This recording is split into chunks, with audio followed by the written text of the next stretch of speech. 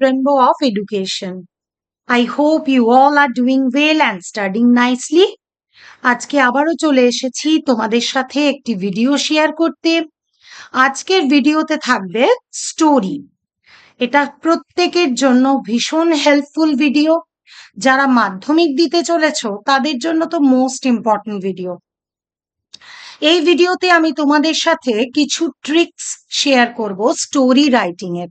Story লেখার কিছু tricks তোমাদের সাথে শেয়ার করব, যেগুলো জানলে তোমরা যে কোনো পয়েন্টস দিয়ে একটা সুন্দর স্টোরি লিখে আসতে পারবে। তার সাথে থাকবে কিন্তু দুটো স্টোরি। তাই আজকের ভিডিওটা ভীষণই ইন্টারেস্টিং হতে চলেছে। কেউ কিন্তু ভিডিও স্কিপ করে দেখো না, সম্পূর্ণ ভিডিওটি দেখবে, এটা আমার রিকোয়েস্ট।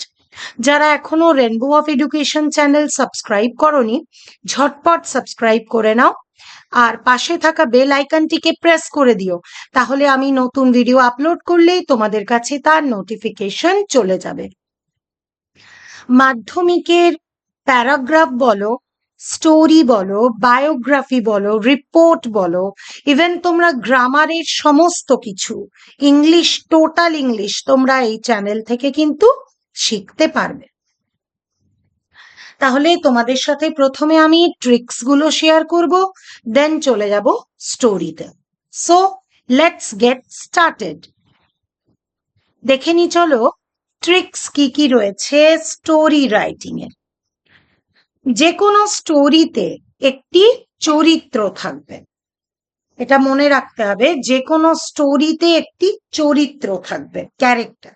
সেটা এবার কোনো মানুষ হতে পারে, কোনো অ্যানিমাল হতে পারে, আবার কোনো নন লিভিং থিংসও হতে পারে। ঠিক আছে, কোনো পেন হলো, কোনো খাতা হলো, যে কিছু হতে পারে। যে কোনো চরিত্র বা ক্যারেক্টারের সাথে তোমাকে প্রথমে একটা প্রবলেম বা সমস্যা তৈরি করতে হবে। প্রথমে তার সমস্যাটা থাকবে বলে পরবর্তীতে তুমি সেই সমাধানটা করতে পারবে। বোঝা গেল?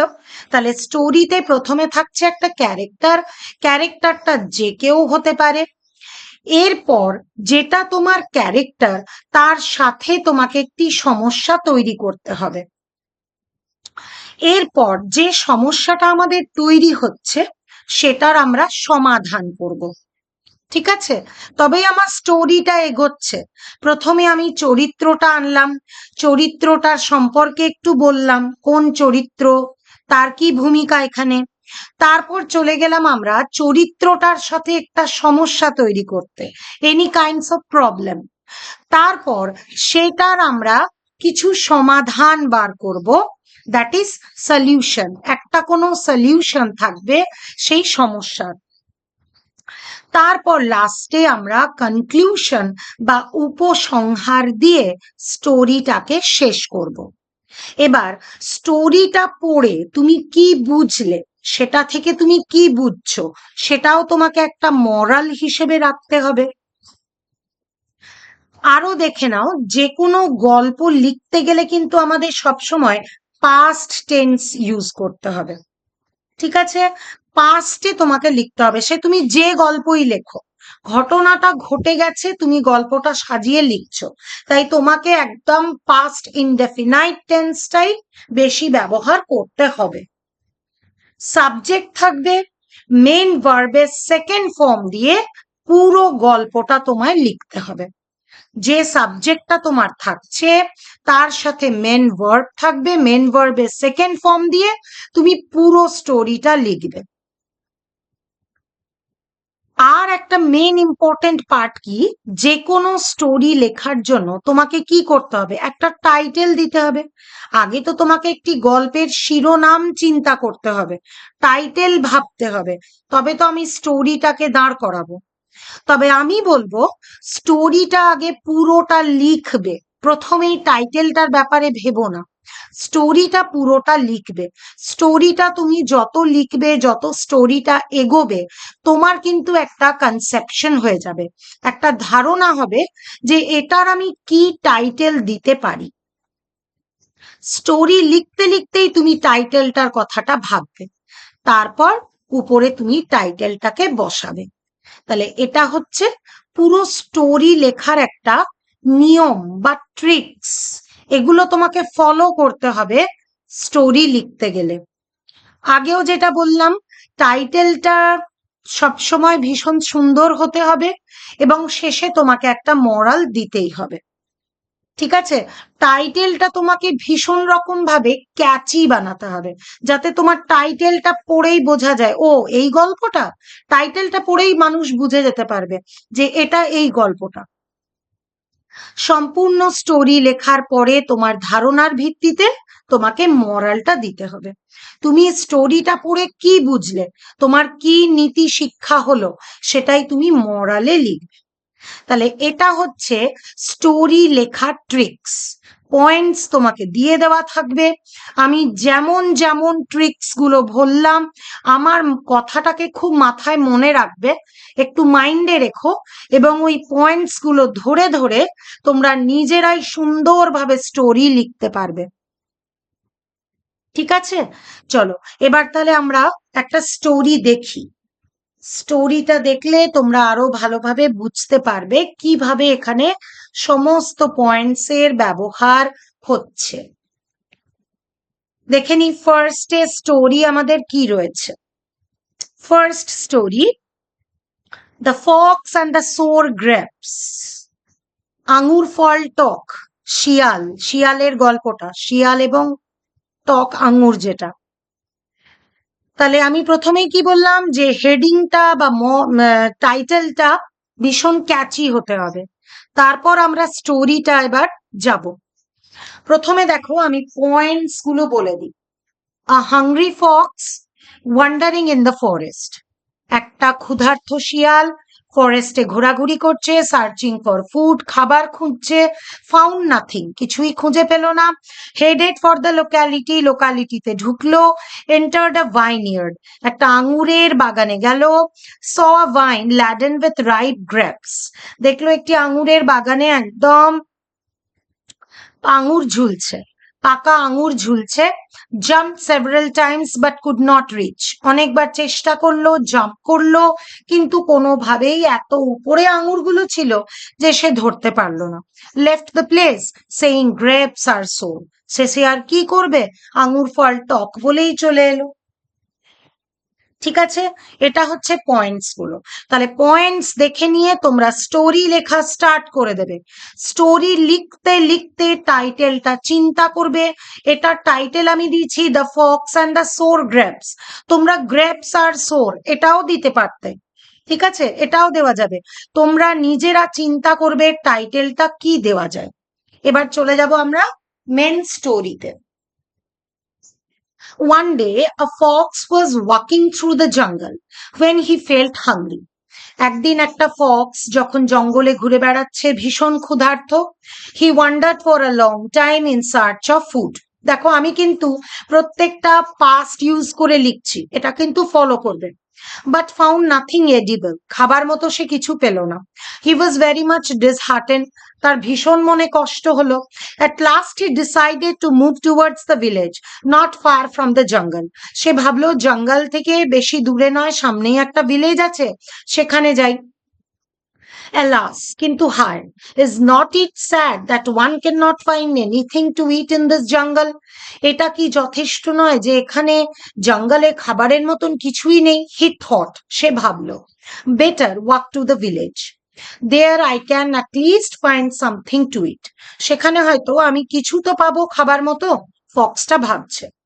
After walking for some distance, কিছুটা রাস্তা যাওয়ার পর দ্য ফক্স রিচড আ ভাইনইয়ার্ড, একটা আঙুরের বাগানে গেল। I might have some grapes to satisfy myself, তখনও বলছে যে আমাকে মনে হয় একটু আঙুর খেতে হবে নিজের খিদেটা মেটানোর জন্য। হি থট, সে চিন্তা করলো। হি দেন এন্টার্ড দ্য ভাইনইয়ার্ড, তারপর সে আঙুরের বাগানে ঢুকলো। The vines were laden with bunches of ripe grapes, ওই ভাইনইয়ার্ডে সে দেখলো আঙুরগুলি থোকা থোকা ভাবে ঝুলছে। The rich purple color made them all the more tempting. তখন তার ভীষণ রকম ভাবে লোভ হলো ওই পাকা পার্পল কালারের আঙুরগুলিকে দেখে। The fox eyed the bunches around him greedily. সে একদম লোভের সাথে, মানে ভিতরে ভীষণ লোভ আঙুর খাওয়ার, তাকিয়ে রইল এই বাঞ্চেসের দিকে। These grapes are so good to look at. They must taste good too. সেটাও ভাবছে যে এত সুন্দর আঙুরগুলো দেখতে, তাহলে টেস্ট তো এর দারুণ হবে। I must have them. আমার এটি চাই, said the fox. With these words, he approached a vineyard. এই কথাটি ভেবে সে তখন এগিয়ে গেল vine laden with bunches of grapes, সেই ভাইনের দিকে যেখানে গ্রেপস গুলো রয়েছে। The fox jumped up to reach the hanging grapes, but they were too high for him to reach. এতটা উঁচু যে সে সেটি ধরতে পারল না। He jumped up again and again. বারবার সে লাফাতে লাগলো। For a long time he went on jumping up and trying to reach at the grapes. But to his utter frustration, he could not grab a single grape. একটা আঙুরও সে grab করতে পারলো না, মানে তার দখলে নিতে পারলো না, ধরতে পারলো না। After trying for some time, he felt exhausted. সে একদম বীতশ্রদ্ধ হয়ে পড়ল, হতাশ হয়ে পড়ল। Ultimately he gave up all hopes. Gave up একটা ফ্রেজাল ভার্ব, ত্যাগ করা, সে সব আশা ত্যাগ করলো। Of getting a bunch of grapes to eat. This grapes are only good to look at. তখন সে ভাবছে যে এই আঙুরগুলো শুধু দেখতেই কিন্তু সুন্দর। He said in disgust, one can not it them. একজন তাকে খেতে পারবে না। দে আর সোর, এগুলো ভীষণ টক। With these words he walked away. এই বলে সে সেখান থেকে চলে গেল। তাহলে স্টোরি আমাদের কমপ্লিট হলো। এবার স্টোরিটা পড়ে কি মরাল আমরা বুঝলাম, সেই মরালটা এখানে লিখতে হবে। আনঅ্যাটেনেবল ইজ অলওয়েজ লোথসাম। যেটা আমরা পাই না, যেটা আমাদের ধরাছোঁয়ার বাইরে, সেটাকে আমাদের ওই রকম খারাপই মনে হয়। ঠিক আছে, তাহলে এটা একটা ভীষণ ইম্পর্টেন্ট স্টোরি। এটা ফর অল ক্লাসেস, কিন্তু যারা মাধ্যমিক স্টুডেন্ট আছো একদম অবশ্যই স্টোরিটাকে করে নেবে খুব ভালো মতন। আমি একদম ট্রিক্স সহ বলে দিলাম কিভাবে স্টোরি লিখবে। যদি তোমাদের ফ্রেজাল ভার্ব নিয়েও কোনো প্রবলেম থাকে, আমার চ্যানেল চেক আউট করবে, সেখানে প্রচুর ফ্রেজাল ভার্ব দেওয়া আছে, খুব সহজে বোঝানো আছে কিভাবে ফ্রেজাল ভার্ব গুলো মনে রাখবে। তাই কিন্তু চ্যানেলটাকে ঝটপট সাবস্ক্রাইব করতে হবে, নইলে কিন্তু তোমরা অনেক কিছু মিস করে যাবে। কথা না বাড়িয়ে চলো চলে যাই নেক্সট স্টোরিতে। আরেকটা কোন স্টোরি রয়েছে দেখে নি। Next, the old woman and the physician. বৃদ্ধা এবং তার চিকিৎসক। এই স্টোরিটাও আশা করি সবাই জানো। এখানেও তোমাদের সাথে আগে পয়েন্টস দিচ্ছি, দেন আমি স্টোরিটা বলবো। পয়েন্টস দেখো। A rich old lady becomes blind. একজন ধনী বৃদ্ধা মহিলা অন্ধ হয়ে পড়েছিল। Calls doctor, ডাক্তার ডাকলো। Doctor asks for huge fee. Doctor তার কাছে প্রচুর টাকা চাইলো। Lady agrees to pay if cured. Lady তখন বলল যদি সুস্থ হয়ে যায় তবেই টাকা দেব। Nothing if not cured. দেব না কোনো পয়সাই যদি না সুস্থ হই। Doctor comes daily. ডাক্তার রোজ আসে। Admires lady's furniture.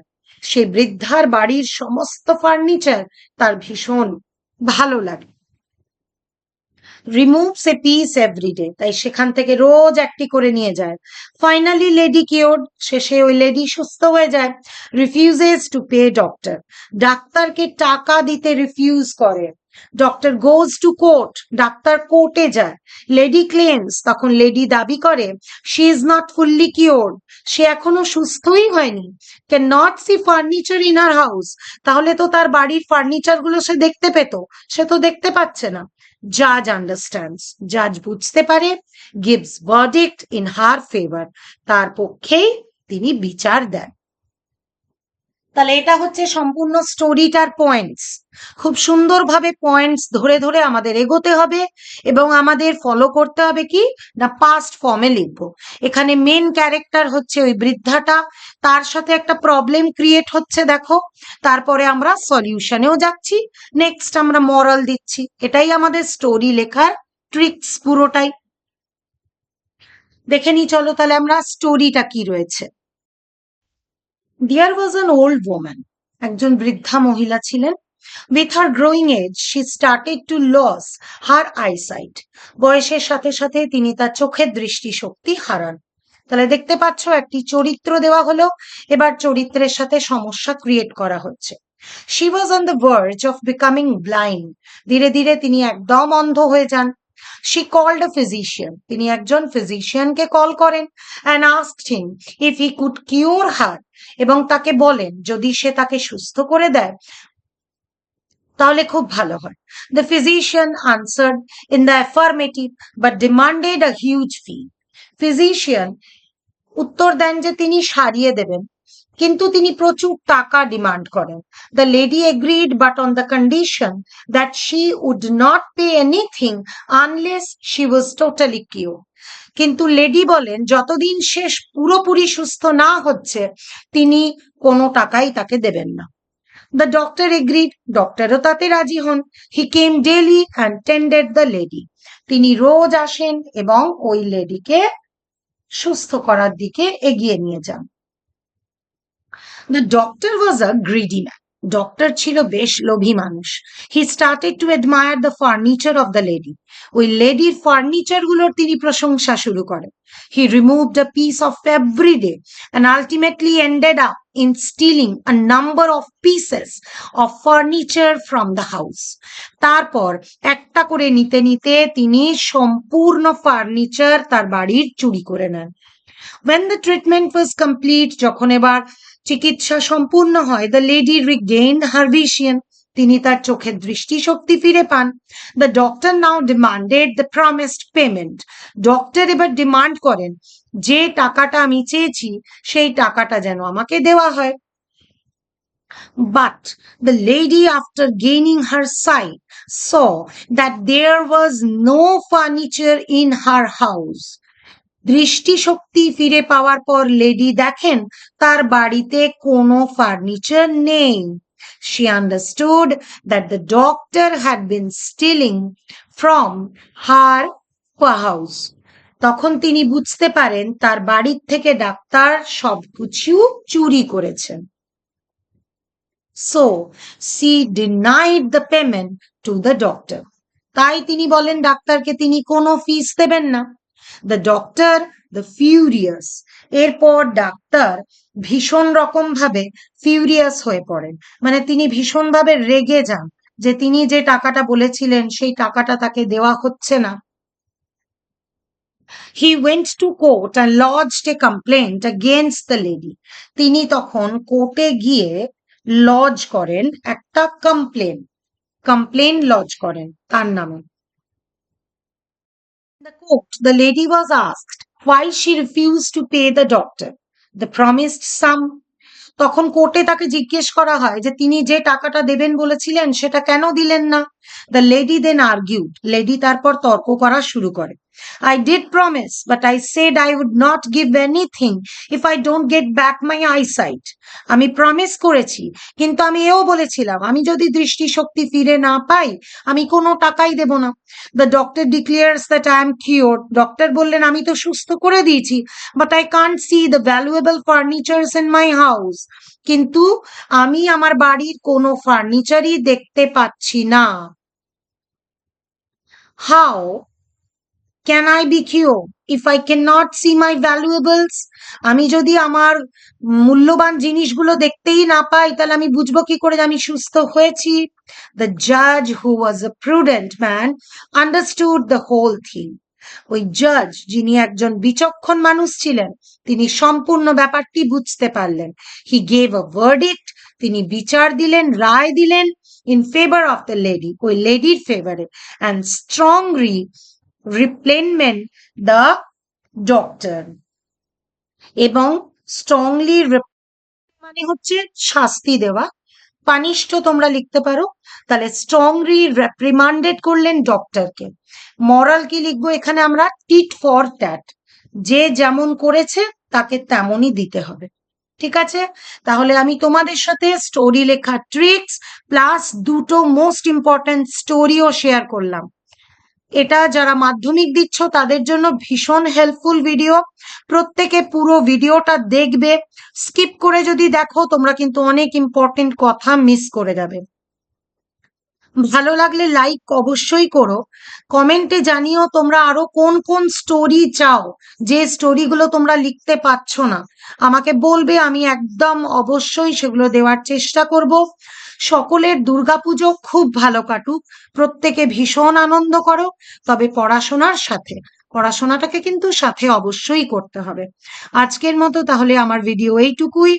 দেখা হচ্ছে তোমাদের সাথে আবার নেক্সট ভিডিওয়ে। Thanks for watching.